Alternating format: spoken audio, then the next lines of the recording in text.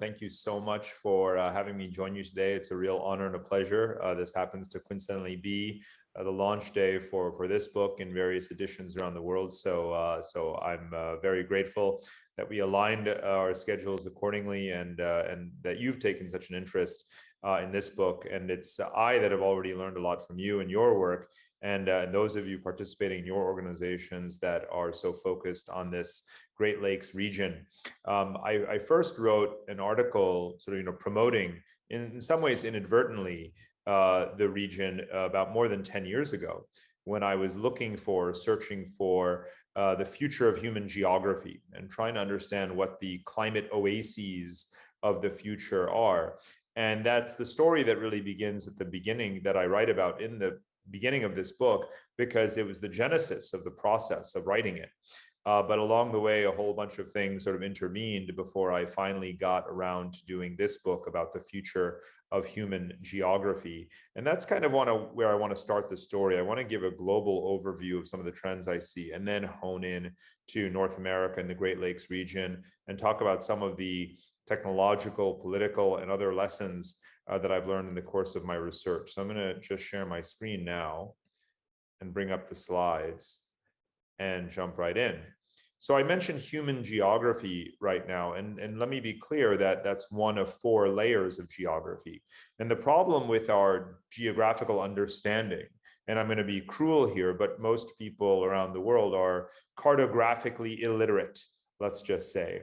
And that's a term, that's an epithet that was hurled at me, freshman year of college, alongside all of the other students who were automatically enrolled in a class called Map of the Modern World. I also tell that story in the book. And we learned, to think of geography not just as one static layer or thing, not just natural geography, which is to say our planet, geology, ecosystems, not just political geography, though, as you very well know, this map on your left is the one that we bias towards. It's the one that hangs in every office and classroom around the world. And I find it very paradoxical, if not perverse, that we teach our children from the day they're born to think of the world as divided by political lines, rather than having any kind of organic unity to it, other than the cosmic. That bothers me deeply, and it's been part of the motivation for my work all along.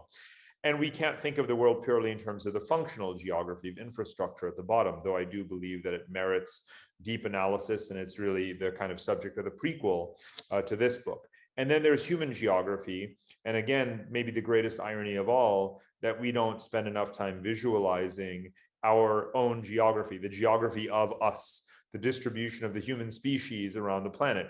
You would think that that would matter enough that it merits being visualized and depicted all over the world on a regular basis, but it doesn't.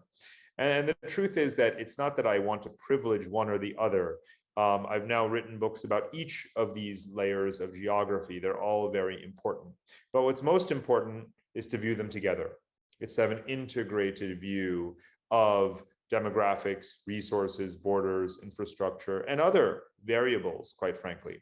And if you want to understand how the world works, to put it bluntly, you actually have to view all of these as, in many ways, equally important, or more important than that, simply influencing each other, shaping each other, affecting each other, and all of them really having an impact on where we live, where we can live, in the distribution of people around the world. So this is a map that actually I've never really shown before, because it was just finished in the last couple of days. And it was a painstaking effort to kind of, put in the layers of natural resource distribution, of human populations, of infrastructure investment, and political borders. And I hope you'll agree that it is complex. Some might think it's ugly, others might think it's beautiful. I'm in the latter camp. But it is certainly a more accurate way, I would say, or gets towards a more accurate way of understanding the world. And then looking at each place as more than just its geography, but also its degree of connectivity, its population, and its resource endowments, and so forth. So this is going to inform the way I think and approach the world. Now let's talk about the climate effects, because if you were to add this layer or superimpose this layer or animate this layer into what we've just seen, you would get an appreciation for the significant misalignments of geography that characterize our world. And that is really the fundamental point of departure of this book. It's to say that the world is shaped by 4 different layers of geography, right? And they are badly misaligned. The geography of resources on the planet does not well align with the geography of people. The geography of infrastructure and economic activity does not well align with people. The geography of the climate resilient zones of the world, where you can imagine populations fruitfully settling, does not align with the geography of people.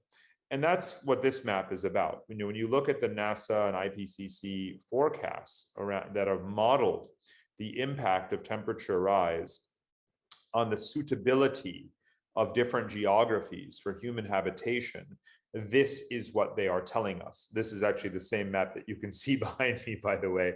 It's so important to me that it's my wall art here at home in my study. And now, again, note that, of course, you see the Great Lakes region right there, smack in the middle of a nice deep green zone. That means it's increasingly suitable for human habitation, even as temperatures rise. Though, of course, we know that in the Western Hemisphere, particularly in the United States and Canada, and certainly in Western Europe and Russia, we're also talking about the countries with the lowest fertility rates, with declining populations were it not for immigration.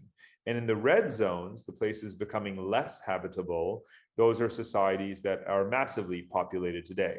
So we have to ask ourselves some fundamental questions today that we may not have raised 20, 30, 40, 50 years ago, which is, does our map make sense? Does our political map make sense in light of these misalignments of geography? And the obvious answer is no.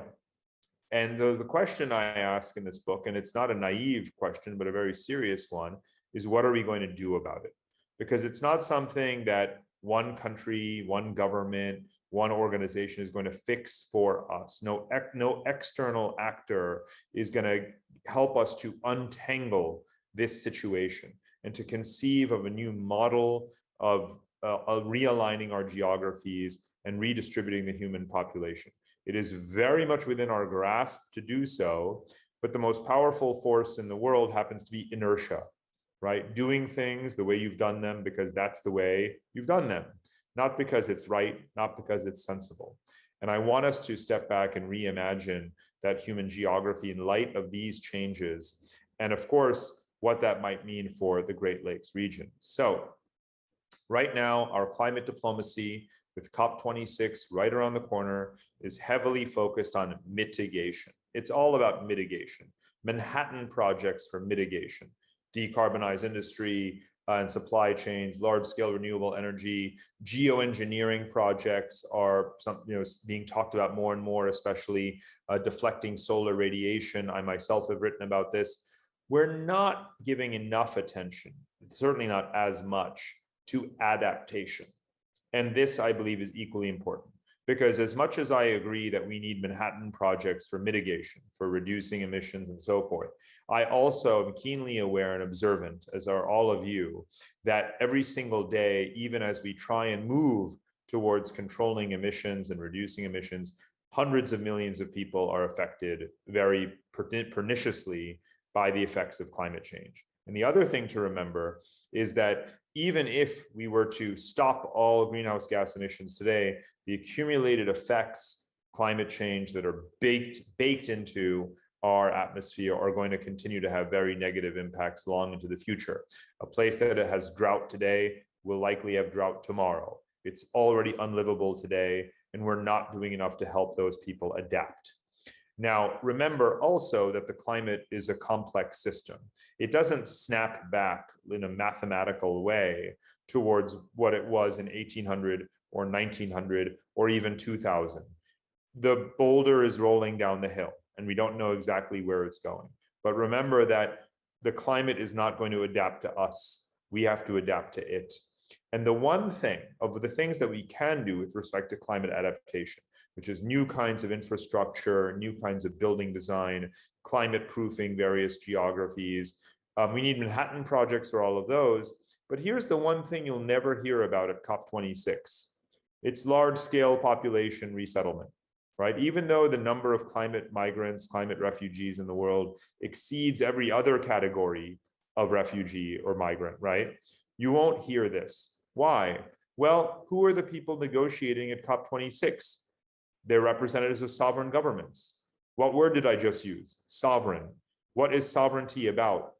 In its fundamental, most basic essence, and the vestige of sovereignty that remains for all governments, strong and weak, to still believe that they can impose, is the control of migration, right? It's the control of human beings, the prevention of human beings from crossing borders, because no government can stop air pollution. No government has been able to stop pathogens and viruses or cyber hacks, right? Governments will agree on everything, but they will they will agree on a global accord or convention for everything, but they will never agree that everyone else's people has a right to cross borders and come to their territory, right? So you should never, ever expect, not in our lifetimes or ever, that representatives or negotiators, diplomats of sovereign governments are going to come to a global accord about population redistribution. It will literally never happen. And that's cynical, but that we need to absolutely agree that that is the difficult challenge that we face when we talk about this issue. So it comes down to individual governments. And of course, I put a lot of faith historically over the last several hundred years in the United States and Canada, right? Two countries that have been the biggest winners, history's greatest winners from mass migration. And let's remember that when we talk about mass migration, it's not something new. It's something that we have been doing for 100,000 years. It's something that we've done particularly intensely for the last 200 and 250 years. It's something we've done by and large, to a very, very indisputably large degree, we've done peacefully, and we've done for the mutual benefit of populations. We've done it very well. So I don't have a lot of patience for fear mongering around mass migration, right? Because it's maybe one of the things that we're really, really good at.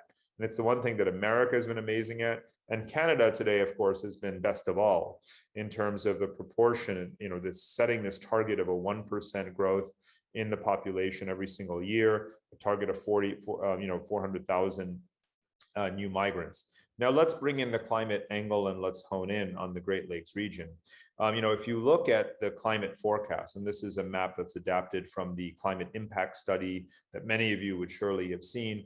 And in that study, they project out to the year 2040, and they look at the expected GDP loss by county, specifically for America, based upon present trajectories for emissions rising and temperatures rising, and then the related effects such as flooding, heat waves, drought, and so forth. And it's not a pretty picture. 4 of America's most significant economic metro areas, New York, Miami, Houston, San Francisco, could throw in Los Angeles, are in a fair bit of trouble, right? Absent very large scale investments in climate adaptation, and quite frankly, even then.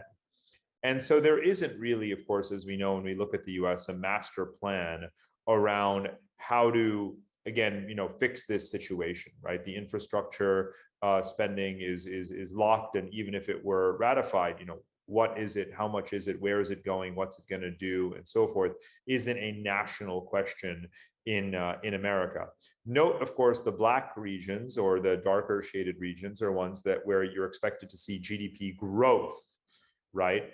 Rather than GDP loss. And that, of course, not surprisingly applies to the further northern latitudes. Again, another fact that you would be aware of, what the climate models are predicting based upon that last map, is that for every 1 degree Celsius temperature rise, the climate niche for optimal human habitation shifts northward, and about 1 billion people get displaced. And of course, the latitudes on the planet of the most dense human habitation are between 20 and 30 degrees latitude, or you could say between 0 and 30, if you will. But as the niche shifts northward, so too will we. That's not, of course, what we're seeing right now in the US. When you think about the most recent patterns of mobility and relocation, especially during the pandemic, tax policy shapes migration a lot more than climate considerations, right? That's why you've seen Texas and Florida gain in population. Miami's population is larger today than it was before the pandemic, whereas Michigan's population continues to shrink. Now, that's not what climate models would tell us, and I believe that as human beings, we are mammals endowed with that certain fight or flight instinct. I don't think in the end we want to fight nature. I think we want to adapt to nature, or perhaps adapt by way of fleeing, and that we are going to see a relocation of populations. And of course, public policy is now supporting that. Now, note again that the adaptation of the global climate niche model elevates these regions, these geographies around the Great Lakes region, right? You can see them clearly pop up here behind the words climate niche. And that's, again, sort of, if you will, as close to objective analysis as we have today. But again, how are we doing our fiscal policy? People get to move wherever they want, which is fine. We're free countries. But if you wanted to strategically spend trillions of dollars and you wanted to do it in a cost-effective way, in a utilitarian way that benefits the maximum number of people, you would probably say, okay, what are the inevitable impacts geographically of climate change? What are the livable and unlivable areas? Where are people going, or where should they likely go in their own best interest? And therefore, how should we allocate our infrastructure spending accordingly? That would be a rational thought process and sequence that you would want to go through with your own precious taxpayer money. That's not what's happening right now, as you well know. And that said, though, you can see that change is afoot, because the Army Corps of Engineers, together with FEMA and the Department of Housing and Urban Development in America, the three of them are basically saying it's time to start doing more accurate ratings and qualifications around flood risk, potentially exerting eminent domain in coastal areas and providing a larger budget for population resettlement. When people have their homes destroyed in coastal areas or elsewhere, they should be given that relocation grant or subsidy, but not be allowed to rebuild where they were before. Instead, perhaps they need to be, sort of encouraged to move to climate resilient areas so that they don't lose all their equity, their home equity in the next disaster, so they don't have to pay such high premiums for insurance, and so that they can contribute to the revitalization of areas that are climate resilient, such as the Great Lakes, but that are depopulated or underpopulated right now. Now, take a case in point, Hurricane Ida, and its sort of battering of the Louisiana Gulf Coast or Gulf coastline. Now, the Louisiana is losing people as a result of the last 15, 20 plus years of natural disasters, going back to Hurricane Katrina. But the state grid, Entergy, continues to spend $1 billion+ a year on repairing power lines, but not sufficiently repairing them to be able to withstand Category 4 kinds of storms. And so they're basically throwing good money after bad. Now, I have full sympathy for people who, are tied to where they live, but, we have a responsibility, right, as a government, state, federal, local, as taxpayers, as citizens, as brothers and sisters, to think about what's best in light of the situation that we have created. So again, just want to emphasize the thought process that we need to advocate for: climate, migration, infrastructure. View those in a holistic way. And of course, it points you towards a greater allocation of capital towards fortifying and making resilient and making more livable for larger populations the Great Lakes region. Again, right now, we think, America in particular is rather devolved. It's not only devolved in terms of the 50 administrative states, but it's even devolved in terms of natural economic regions. Of course, Canada has its centers of gravity for different industries as well, being an even larger country by size, and being susceptible to even a very broad range of climatic conditions. But here, when you look at the US, you can see that the white patches are the population centers of the US. And some of them, of course, those in the South are quite climate vulnerable. Whereas when we think about infrastructure planning, whether it is the linkages between cities or investments in cities, they should hew towards looking at this overlapping of maps, What are the places that are climate resilient? What are the places where infrastructure is needed? Where are the people, and so forth? And again, I'm advocating, and for all of us, hopefully, if you're not already adopting what I think of as a convincing, thought process, let's work on that together and develop that vocabulary. Here is a map from Connectography around what I call the North American Union. It's a term that only a wise Canadian could have coined and did. It's not something that you'll hear emanating from the US, but I want to remind people that at the height of the pandemic, the US president, who came into office saying that NAFTA was the worst deal in history, signed the USMCA trade agreement, right? The US-Mexico-Canada trade agreement was signed a year ago in the middle of the pandemic. And it's not an accident, because in times like that and this, which we're in right now, with supply chains being cut off globally or interregionally, countries turn to their neighbors. And in fact, it's very much a result of the Trump tariffs and trade war going back to his first days in office, that the US trades more with Canada and trades more with Mexico, each than it does with China. So we are actually becoming a North American Union, even if you never call it that, right? There doesn't have to be a supranational government for us to use that term. Of course, our future is not destined to follow the supranational path of the European Union. That's not what it's about. It's about complementarities. It's about looking at a map like this, where you see, and of course, the Keystone Pipeline does need to be removed from future editions of this map, because that one didn't pan out. And I think it's something that many people would celebrate. But note, I have electricity grids, and not all of these have been built. A lot of these are proposed. So it's electricity grids, it's gas pipelines, it's railway connections. I even have the aquifers and so forth. One of the issues that I'd raised in Connectography that remains very relevant, of course, is what does a linkage of aquifers look like? What would pricing water and having water sharing agreements between Canada and the United States look like? And can it be done sustainably? It's obviously something of growing interest in the United States. It's not going to be our main focus here today, but I simply wanted to emphasize that the Great Lakes region is not only in and of itself an organic space with its own economy, it is part of this continental scale system. My background is in geopolitics, and when you study 19th century geopolitics, you get exposed to this term continentalism. Continentalism is what drove everything from the westward expansion to the purchase of Alaska to even the Monroe Doctrine. All of these were 19th century major steps, that the United States took in its grand strategy. So continentalism today does not mean that the US invades Canada, right? It does not, don't worry. Continentalism means actually just being educated about the complementarities between our political states, our societies, our economies. I've seen excellent maps of supply chain linkages between American and Canadian cities, and it's so intense and mutually beneficial. Think obviously of the automotive industry across, Michigan and Ontario, take an obvious example, but there's many others in technology, of course, with Waterloo and Silicon Valley, right? In pharmaceuticals, across the board. So we have to do more to blend away the barriers to more intense cooperation across the border, because of course the Great Lakes very much spans both countries and is a treasure for both countries.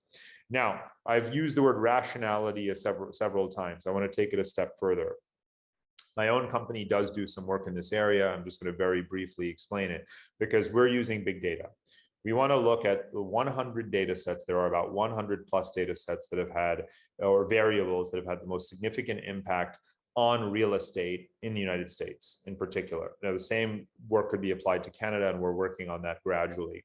What we want to do is to use this in a proactive, prospective way to find the signals around where people are starting to go based on climate change factors. Because of course, young people are saying more and more that climate is going to be a major consideration in their decisions around where to invest in real estate. That's obviously not necessarily been the case in the past or the present.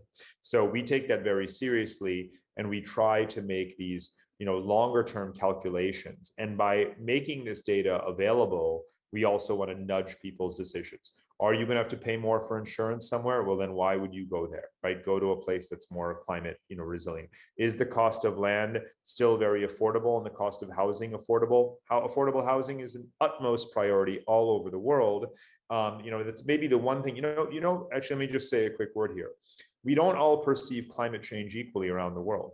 The one problem in urban societies everywhere on the planet is affordable housing, right? And if you could have a better forecast of where people are going to be or should be, you would pre-plan. And a term that I use very often in this book is pre-design. Pre-design our habitats so that we sustainably absorb greater populations where they're inevitably going to go.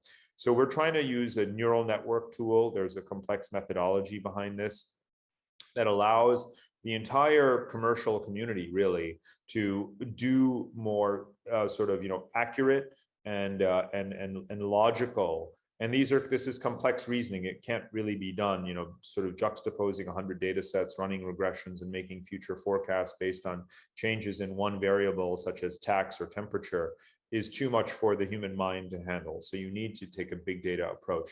And we hope that it's helpful in some of the master planning which we all need to go about doing, because that's really what pre-design is about, is master planning.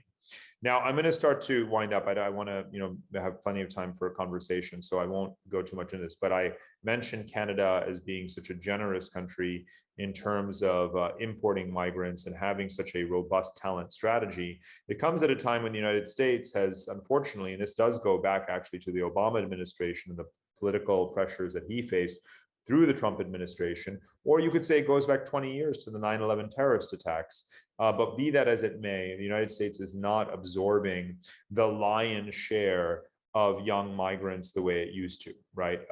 Canada is catching up again disproportionately. Even the UK after Brexit, believe it or not, it's easier to migrate to the United Kingdom today than it was before Brexit and certainly after Brexit, because they wound up with these nursing shortages. In case you're following the news, they have a trucking shortage, they have a trucker shortage. They call them lorry drivers, a shortage of 100,000 truck drivers, because most of them pre-Brexit came from the European Union countries, and then they all left and they didn't have a strategy to cope. And then came the pandemic, and they have nursing and trucker and shortages across the board. Bottom line is they're not going to be having any turkey for Christmas or anything else warm for that matter, because they seem to be having petrol shortages as well.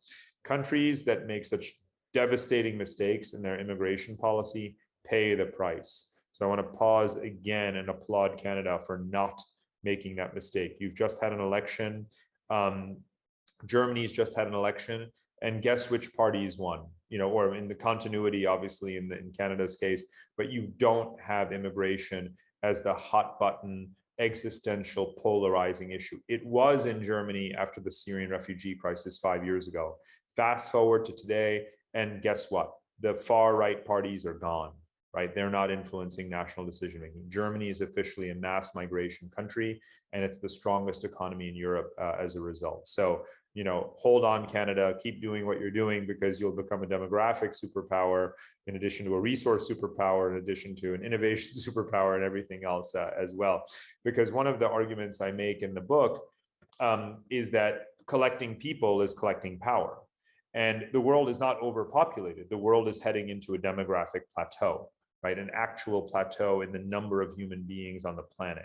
And it's not going to go back up again. It's going to go down. We are probably not even going to reach 9 billion people.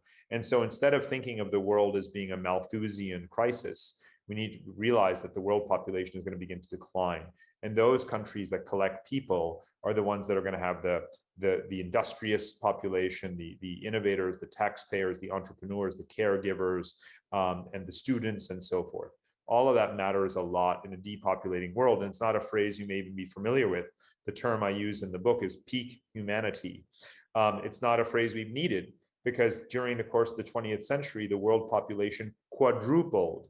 And now, boom, it's about to plateau. It basically has plateaued, if not for immigration, right, across the OECD world. So it matters who is getting the workers at different skill levels based upon their economic needs. Now, of course, the Great Lakes region has that need because it has to diversify its economy.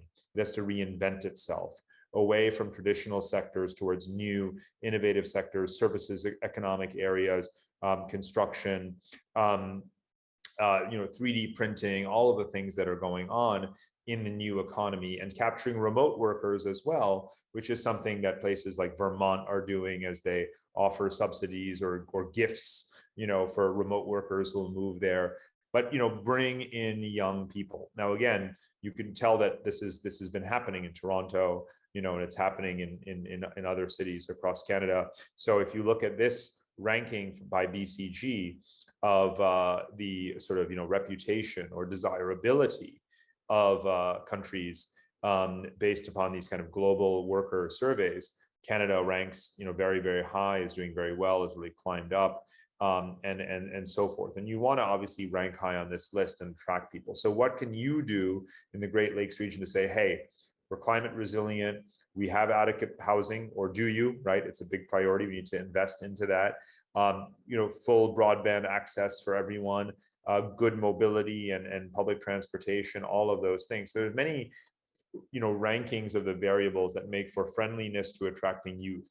You want to be doing them in the Great Lakes region in the same way that, before the pandemic, there were like 2 countries that had nomad visa schemes, right? Today, there's about 75 countries that have nomad visas that are saying, come one, come all, just come and live here, stay in Airbnb, eat in our restaurants, just spend money in our economy because we miss people when they're gone, which is really what happened during the pandemic. So, think about branding the Great Lakes region.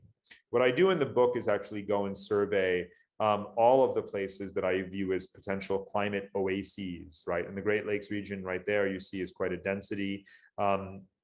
Alberta as well, the Rocky Mountain region, the US, much of Europe, quite frankly. Notice the latitude of Europe is more like Canada than the United States. So it is more climate propitious. Of course, they're doing so much more with renewable energy. Western Russia, the Caucasus Mountains, Kazakhstan, you name it. In the book, as you'll see, I have chapters on every single one of these places. And it's not just about climate. I, of course, look at their politics and their economics and their investments to see if they are going to have the potential to absorb larger populations. But there's no question, almost to end where I began, and this is where page 1 of the book really is to say, the Great Lakes region is the place that I stumbled upon in my investigation 10 plus years ago as the place that ticks all the boxes. Again, not just the economic potential, not just the climate resilience, but obviously the political stability and many other factors. And I would most certainly bet on it even more now than I would 10 years ago. So I'm going to pause there. I have a whole bunch of slides around some of the specific, technologies that I think are so critical. But as Mark and I discussed, he'll email the deck to everyone who's on this call, so you can go and have a look through what I think of are some of the cutting edge technologies.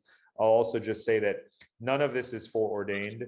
In the book, I posit 4 scenarios. It's really the scaffolding for the book. And 3 of the scenarios for the global future are quite negative. I'll be honest with you. And it's not because I'm not an optimistic person. I try to be. But I said, here are 4 possible futures. And they're all going to come true, actually. The question is where. So what do you want to be? Do you want to be a fortress that invests in only your own sustainability, but lacks the manpower to really be dynamic? Do you want to live in a hunter-gatherer, survivalist kind of world that looks like the new Middle Ages? Are you worried about a world of resource wars and conflicts over precious resources that would no doubt drag every region down with it? Or is there a Northern Lights scenario that I posit in the book as well, in which people can recirculate more, and that when we inhabit climate resilient zones, we don't trample on them and destroy them the way we've already done for generations, but instead do so sustainably. And the previous slides that you'll see later on are really about what the infrastructure, what the technologies are that enable that today already. And we can certainly talk more about it now. And the final thing I want to say is that with this book, I'm supporting a very noble cause. And that is National Geographic explorer Paul Salopek, who's walking across the entire world. He started in Ethiopia 8 years ago and has made it to China. And over the course of the next decade, he will not stop until he reaches Tierra del Fuego in Argentina. National Geographic and other organizations have been supporting this walk from the beginning. This is a man who's giving his life to the exploration of our nomadic origins and to documenting, what is our deepest essence, which is that in fact that to move is human. And it's a phrase that we share. So from the pre-sales of this book, including those of you who have generously bought the book and joined this call, I'm donating a portion of those proceeds to support his walk in the years ahead. And so I urge you to directly go and learn more about the Out of Eden walk, and to lend greater support and publicity to his incredible, not just adventure, but his educational enterprise that really benefits all of us and how we think of ourselves. And hopefully when he makes it across the Bering Strait to Alaska and into Canada, maybe he'll make a detour to the Great Lakes region and visit with all of you. I've personally gone and walked with him, as you see here, in very remote parts of the world, and I'm going to continue to over the next decade whenever I get the chance. So it's such an important mission, and it really embodies the essence of what I'm trying to convey in this book, that we can be more nomadic and more mobile again as a species, and we can do so sustainably. And I know that you all share that mission with me, and I look forward to getting your thoughts on how we can achieve that goal together. So thank you again so much, everyone.